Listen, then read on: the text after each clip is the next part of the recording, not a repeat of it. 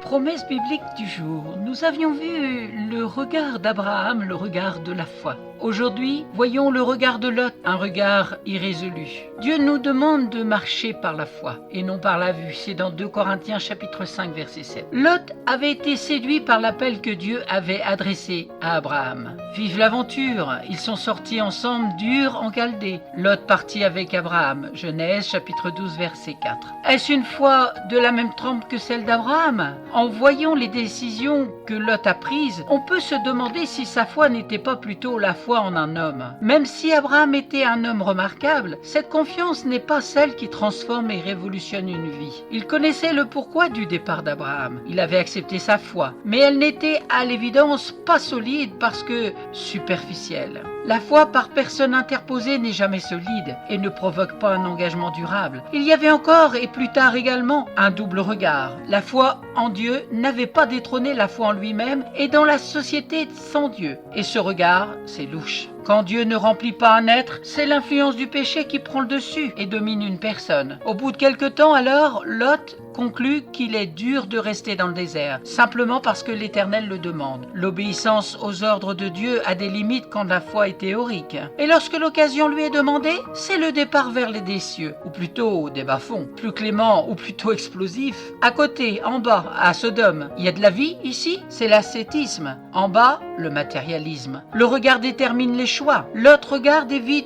toute la plaine du Jourdain. Cette vallée était comme un jardin de l'Éternel, comme le pays d'Égypte. Genèse chapitre 13 verset 10. Abraham est soumis à Dieu, mais aussi aux autres. Il laisse le choix à Lot, mais ce dernier manifeste un comportement égoïste. Lot choisit pour lui toute la plaine du Jourdain, c'est dans le verset 11.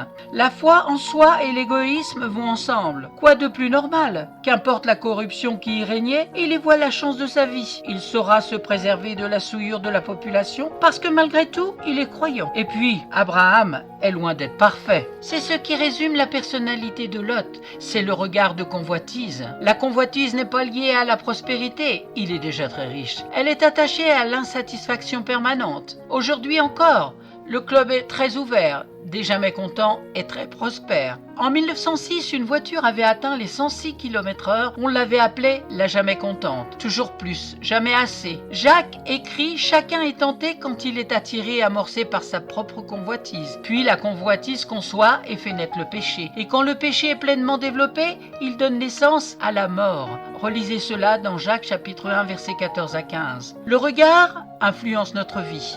Jésus avertit l'adultère commence par un regard, dans Matthieu chapitre 5 verset 28, qui alors peut faire naître la convoitise qui conduit au péché, une évidence. Notre regard est constamment sollicité pour que nous possédions plus.